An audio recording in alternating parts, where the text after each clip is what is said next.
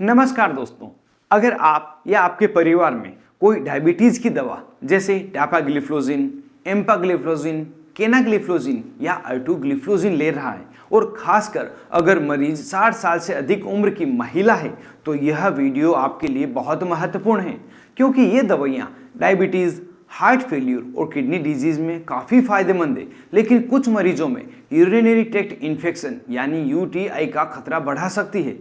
तो क्या ऐसी स्थिति में दवा तुरंत बंद कर देनी चाहिए? किस मरीज में ज़्यादा सावधानी रखनी चाहिए और डॉक्टर इस स्थिति को कैसे मैनेज करते हैं?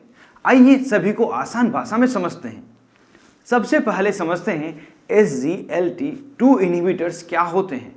इन दवाओं में शामिल है डापाग्लिफ्लोजिन, एम्पाग्लिफ्लोजिन, केनाग्लिफ्लोजिन, अर्टुग्लिफ्लोजिन।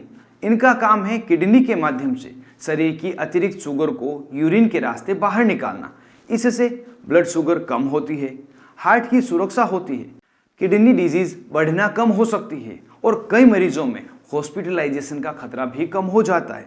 यानी ये दवाइयाँ केवल शुगर कम करने के लिए नहीं, ये हार्ट और किडनी को भी सुरक्षा प्रदान करती है। अब सवाल आता है, इन दवाओं को लेने से यूटीआई यूरिनरी ट्रैक्ट इन्फेक्शन क्यों होता है? जैसे अभी हमने जाना है कि ये दवाइयाँ ब्लड में अवेलेबल ज़्यादा शुगर को यूरिन के जरिए बाहर निकालती है।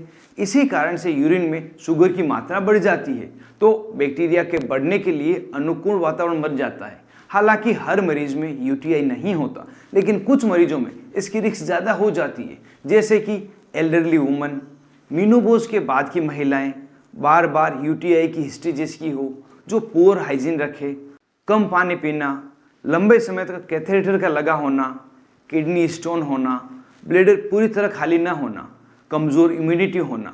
इन मरीजों में डॉक्टर ज़्यादा सतर्क रहते हैं।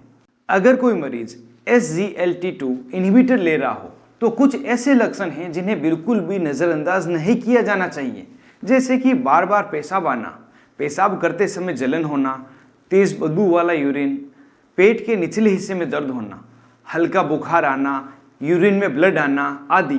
अगर इन्फेक्शन बढ़ जाए तो तेज़ बुखार, ठंड लगना, कमर में दर्द, कन्फ्यूज़न या कमजोरी भी हो सकती है और विशेषकर यह सब बुजुर्गों में होता है। कन्फ्यूज़न कभी कभी यूटीआई का पहला संकेत भी हो सकता है। अब सबसे महत्वपूर्ण बात, अगर यूटीआई यह हो जाए तो क्या SGLT2 इनहिबिटर हमेशा के लिए बंद कर देनी चाहिए? जवाब है हर बार नहीं।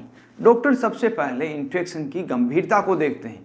अगर इन्फेक्शन हल्का है तो यूरिन टेस्ट करवाया जाता है, जरूरत पड़ने पर एंटीबायोटिक शुरू की जाती है और कई मरीजों में SGLT2 इनहिबिटर जो डायबिटीज़ की दवाइयाँ हैं उन्हें जारी रखा जा सकता है। लेकिन अगर मरीज को हाई फीवर, किडनी इन्फेक्शन, बार बार उल्टी, लो ब्लड प्रेशर या हॉस्पिटल में एडमिट होने की जरूरत पड़े तो डॉक्टर कुछ समय के लिए उन डायबिटीज़ की दवाओं को SGLT2 इनहिबिटर्स को रोक देते हैं और जब मरीज पूरी तरह से ठीक हो जाता है तब दवा दोबारा शुरू करने पर विचार किया जाता है।